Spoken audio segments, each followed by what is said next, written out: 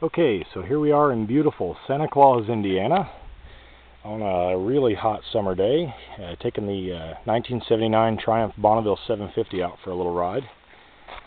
This is an absolutely beautiful motorcycle.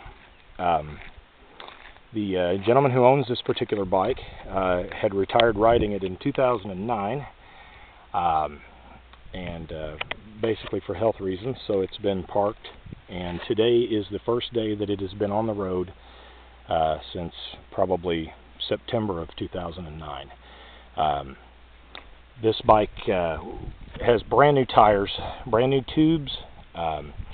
The slave cylinder for the brakes on the rear and the front has been replaced.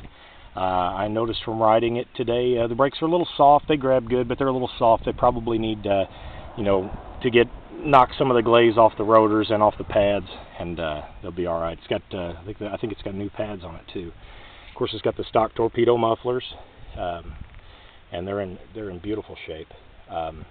This color is absolutely gorgeous. It is a bronze tomato color, which is a really unusual color. And of course, it's got twin pinstripes. This has got a shadow stripe and it's got a border stripe. These are hand painted, and I'm not familiar with that stripe combination. Of course, the 79 model, they did a lot of changes. Triumph moved the ignition switch from conventionally down here on the early Bonneville 750s. They moved it to a console up here. Your dummy lights for the headlight and the turn signals, neutral, high beam, and oil were usually up here with switches. 79, they went to this console and the ignition. This bike has 13,622 miles, and the odometer does work. Of course, in 79 also they went with a little better hardware up here and got rid of the Lucas and the breakaway switches.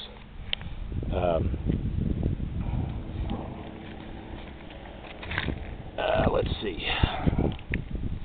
This bike, a lot of times you see something on the internet in pictures and it looks really good, and it's kind of disappointing in person. I honestly feel that this bike looks better in person than it does in pictures. Super clean bike, no leaks, no oil leaks, no smoke. This bike is a one-kick bike, even on stone cold. Flip the choke on and it's one kick.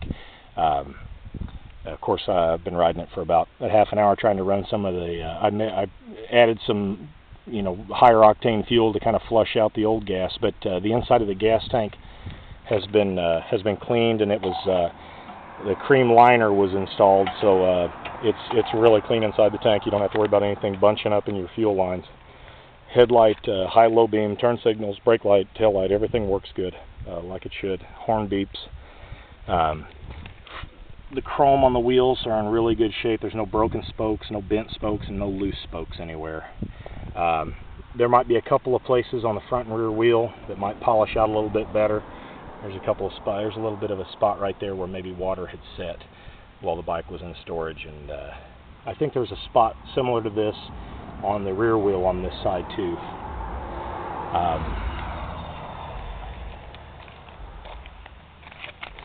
Let's take a look. Yeah, it's on the ground. But anyway, get a real good look at everything. These are a shock that the owner had put on. He had a shorter inseam as far as straddling the Triumph, so these shocks have been put on and they were set to the lowest setting on preload.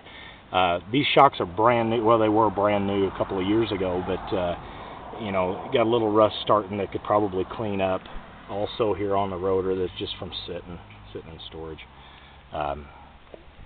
Tachometer, speedometer, everything works. This is the factory grab bar with the luggage rack. Was factory on 79 model. Under the seat, we've got the factory warning labels. Fenders are in beautiful shape. I've got a little paint flaking under the seat pan, which is really no big deal. It's got a brand new battery. And of course, this is an oil and frame model, and it has a fresh oil change. So, now that you kind of get an idea what you're dealing with, the paint on this bike is beautiful. There's no scratches, no chips, no rock chips, no dings. It's really beautiful. This is a T-140E model, which has the parallel carburetors, the Amal MK series carburetors, which are which were an evolutionary process and kind of a new thing for the, I think, 77 through 79 models. You know, they're a really good carburetor. No leaky petcocks. Anyway, this is a 5-speed left side shift bike. Like I say, first time it's been ridden in a long time, a couple years anyway. Today, I do know that the previous owner had all new clutch plates, both fiber plates and steel plates put into this bike, and it shifts beautifully. Let's see, I can't think of anything else. The chain is in really good shape. Sprockets are, you know, they're perfect. They don't have any cup teeth or anything. You know, we got a real good chain. So anyway, without taking up too much time here, we should be ready to go on a start. Of course, you turn your switch on, your neutral light will come on.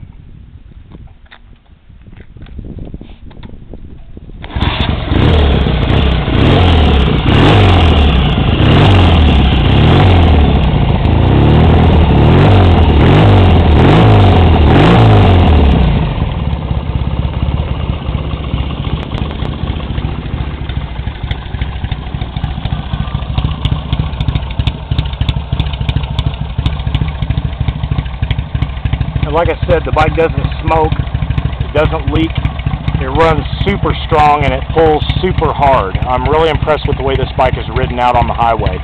Of course, obviously it's not brand new, it's a 31-year-old motorcycle, but it is in absolutely beautiful condition. So,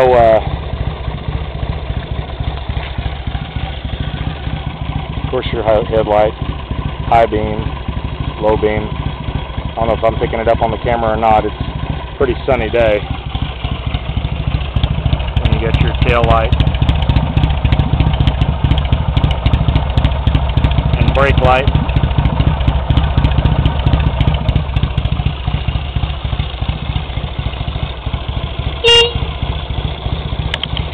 So anyway, I did give you an idea of what kind of bike this is, and it's really a beautiful machine, and it desperately needs to be ridden. And storage is never good for any bike, but this isn't a barn fresh, ratted out bike. This is actually something that's been taken care of and very well maintained and preserved. So hope you enjoy the video, and hope you enjoy the bike.